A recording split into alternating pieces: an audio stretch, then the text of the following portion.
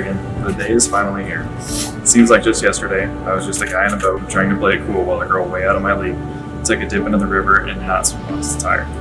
And now that girl, who is still out of my league, become my wife. Jaron, I knew from the moment I laid eyes on you that you were going to be my forever. Together we have taken on the world with all the life's ups and downs we have made it through.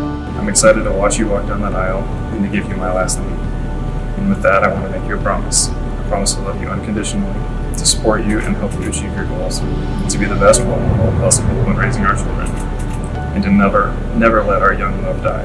I'm honored to have been loved and cherished by you. You are every reason, every hope, and every dream I've ever had.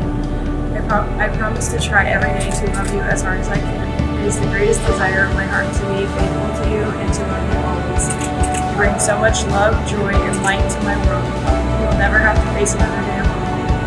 Together we can